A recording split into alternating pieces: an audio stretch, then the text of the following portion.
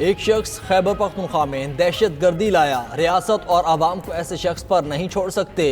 DGISPR lieutenant general Ahmad शरीफ चौधरी की news conference कहा, कोई शख्स रियासत से ऊपर नहीं हो सकता, कोई ऐसा समझता है तो हमें कबूल नहीं। खैबर पख्तूनख्वा में दहशत गर्दी के पीछे सियासी और मुजरिमाना गठजोड़ है। सूबे में रियासत मुखालिफ क़यादत नहीं लाई जा सकती। हमें वो सूबाई हुकूमत कबूल नहीं जो दहशत गर्दों के खिलाफ ऑपरेशन में खड़ी ना हो। मुजरिमाना मकामी सियासत पुष्पनाही का खैबर पख्तूनख्वा के अवाम खमियाजा भुगत रहे हैं।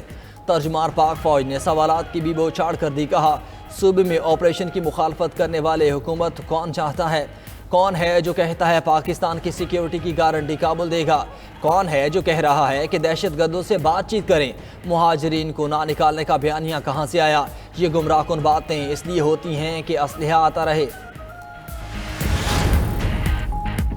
दहशत गर्दों के सहूलतकारों से आहनी हाथों से निमटने का ऐलान। DGISPR ने दहशत गर्दों के सहूलतकारों को 3 ऑप्शंस दे दिए। पहला ऑप्शन, सहूलतकार खुद ख्वारिज को रियासत के हवाले करें। दूसरा ऑप्शन, सहूलतकार रियासत के साथ मिलकर ख्वारिज के खिलाफ कार्रवाई करें। तीसरा ऑप्शन, अगर ऐसा ना हुआ तो पाक फौज के एक्शन के लिए तैयार हो जाएं। तर्जमान पाक फौज लेफ्टिनेंट जनरल अहमद शरीफ चौधरी ने दहशत गर्दी की 5 अहम वजूहात भी बता दी। कहा कि पहली वजह नेशनल एक्शन प्लान पर पूरी तरह अमल दरामद ना होना है। दूसरी वजह दहशत गर्दी पर सियासत करके कौम को उलझाना है। तीसरी वजह भारत का अफगानिस्तान को दहशत गर्दी के लिए इस्तेमाल करना है। चौथी वजह दहशत गर्दों के हाथों में जदीद अमरीकी असलहा होना है। 5वीं वजह अफगानिस्तान में दहशत गर्दों की महफूज पनाहगाहें होना है।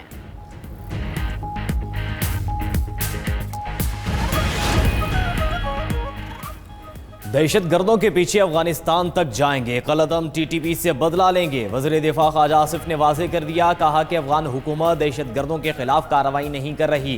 भारत अब शायद अफगानिस्तान के जरिए बदले की कोशिश कर रहा है। हमने काबुल में कहा कि अपनी सरजमीन पर दहशत गर्दों को कंट्रोल करें। अफगान हुकूमत से भी बामकसद मुज़ाकरात के लिए तैयार हैं। बानी PTI ने ब्लैकमेलिंग की कोशिश की। बानी PTI को इसका जवाब दिया जाएगा।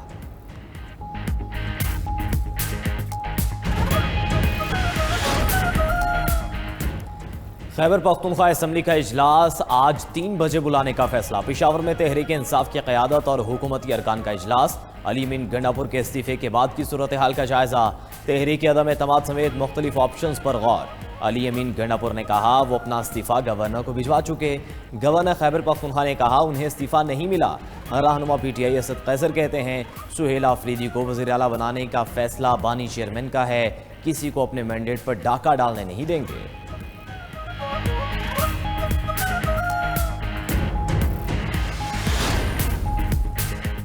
सिक्योरिटी खर्चात पर जुड़वा शहरों में मोबाइल सर्विस बदस्तूर मुअत्तल, इंटरनेट और मेट्रो बस सर्विस भी बंद। इस्लामाबाद रेड जोन की तरफ जाने वाले रास्ते सील। रावलपिंडी से इस्लामाबाद जाने वाले तमाम रास्ते भी मुकम्मल बंद। GT रोड पर मुख्तलिफ मकामात पर ट्रैफिक का दाखिला ममनू। पंजाब में दफ़ा 144 के नफाज पर अमल दरामद जारी। मुरीद के चिनाब नगर, गुजरात, चहलम पुल, चकवाल मोड़ भी बंद। लाहौर में बाबू साबू और ठोकर नियाज बेग से मोटरवे पर एंट्री बंद। सूबाई दारुल हुकूमत में ऑरेंज ट्रेन सर्विस आर्जी तौर पर मुअत्तल।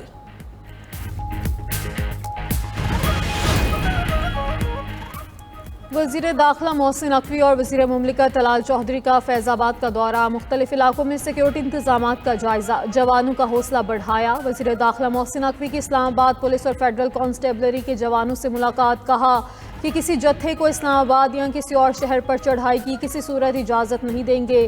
किसी को भी कानून हाथ में लेने की इजाज़त नहीं दी जा सकती। कानून की अमलदारी यकीनी बनाने में आपका कलीदी किरदार है। वज़ीर दाखिला मोहसिन नकवी से तबलीगी जमात के वफ़द की मुलाकात। वज़ीर दाखिला को नवंबर में सालाना तबलीगी इज्तिमा की तैयारियों से मुतालिक आगाह किया। मोहसिन नकवी ने कहा वज़ारत दाखिला की जानिब से हर मुमकिन ताउन फराहम किया जाएगा। गैर मुल्की वफूद की वीज़ा के हसूल में मुकम्मल सहूलत फराहम करेंगे। एयरपोर्ट्स पर स्पेशल काउंटर कायम किए जाएंगे।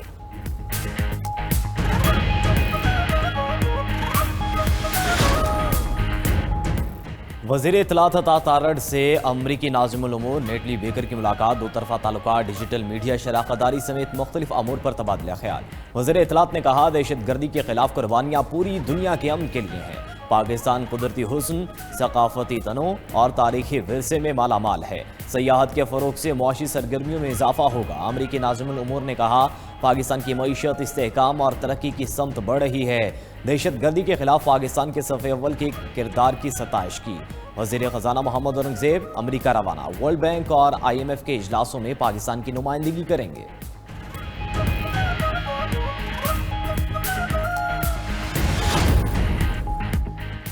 मौसमियाती तब्दीली से निपटने के लिए हर फर्द को अपना किरदार अदा करना होगा। तमाम इदारे माहौलियाती आलूदगी पर काबू पाने के लिए काम कर रहे हैं। हुकूमत मौसम की पेशगोई से मुतल्लिक जून 2026 तक जामे निज़ाम लाएगी। माहौलियाती आलूदगी पर काबू पाने के लिए सनतों को भी एतमाद में लिया जा रहा है। ज़राई शोबे में जिद्दत से आलूदगी कम करने में मदद मिलेगी। लाहौर समेत पंजाब भर में माहौलियाती तहफ़्फ़ुज़ सेल बनाया जा रहा है। सीनियर सूबाई वज़ीर मरीम औरंगज़ेब का सेमिनार से खिताब। अमेरिका और चीन मुआशी जंग में फिर आमने सामने। अमेरिका ने चीन पर 100% इजाफी टैरिफ आयद कर दिया। ट्रंप ने कहा 1 नवंबर से चीन पर 100% इजाफी टैरिफ आयद कर रहे हैं। जवाबी इक़दाम के तौर पर अहम सॉफ्टवेयर्स पर भी बरामदी पाबंदियां लगाएंगे। चीनी सदर शी जिनपिंग से मुलाकात मनसूख नहीं की। अमेरिका में अद्वियात की कीमतों में 100% से भी ज़ायद कमी का ऐलान। ट्रंप ने गजा मुआहिदा अरबों और इसराइल सब के लिए शानदार करार दे दिया। कहा यरगमाली पीर को वापस आ रहे हैं, यकीन है गजा जंगबंदी बरकरार रहेगी। ट्रंप का एक बार फिर पाक भारत जंग रुकवाने का भी तस्करा। बोले उन्होंने पाकिस्तान और भारत समेत 8 जंगें रुकवाई। नोबेल अमन इनाम के फैसले का भी एहतराम। बोले नोबेल अमन इनाम ना मिलने का अफसोस भी है।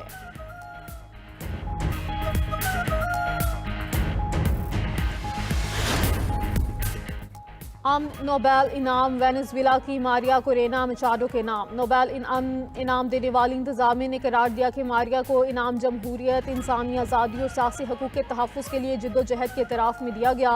ट्रंप को पाकिस्तान समेत दीगर मुल्कों ने अमन के नोबेल इनाम के लिए नामजद किया था। वाइट हाउस का ट्रंप को नोबेल अमन इनाम ना मिलने पर इजहार मायूसी। तर्जुमान वाइट हाउस ने कहा कि नोबेल कमेटी ने साबित किया कि वो सियासत को अमन पर तरजीह देते हैं। सदर ट्रंप अमन मुआहिदे करते रहे।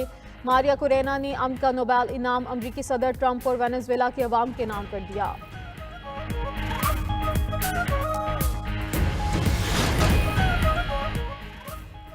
गजा जंगबंदी मुआहिदे पर अमल दरामद। इसराइली अफवाज ने गजा से इनखला का पहला मरहला मुकम्मल कर लिया। तमाम फोर्सेज मरकजी हिस्से से पीछे हटकर जनूबी गजा में तैनात। हमास 48 घंटे के अंदर यरगमाली की रिहाई यकीनी बनाएगी। इसराइल ने भी 250 फ़लस्तीनी कैदियों की फहरिस्त जारी कर दी।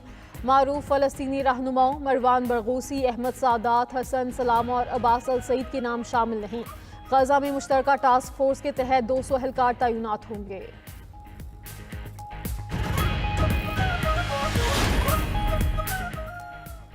गजा में जंगबंदी के बाद इसराइल का लबनान पर फ़ज़ाई हमला। लबनान का गाँव नजारिया धमाकों से लरज़ उठा। इसराइल ने बेवक्त कई मकामात पर बमबारी की। हुकाम के मुताबिक इसराइल ने बिल्डोज़र और खुदाई करने वाली मशीनों की नुमाइश को निशाना बनाया।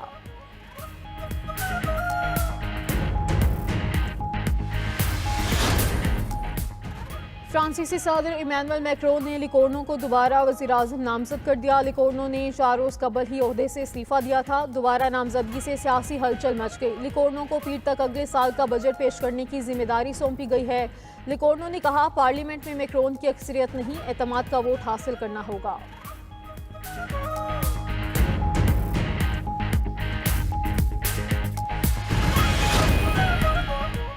और पाकिस्तान और जनूबी अफ्रीका की टेस्ट सीरीज़ की तैयारियां। दोनों टीमों का कज़ाफ़ी स्टेडियम में प्रैक्टिस सेशन। पाकिस्तानी बल्लेबाजों की तेज़ और स्पिन बॉलर्स के खिलाफ मशक़ें। जनूबी अफ्रीकी खिलाड़ियों ने फिटनेस और महारत बढ़ाने के लिए मुख्तलिफ ड्रिल्स में हिस्सा लिया। दिन के इख्तिताम पर दोनों टीमों ने कूल डाउन सेशन भी किया।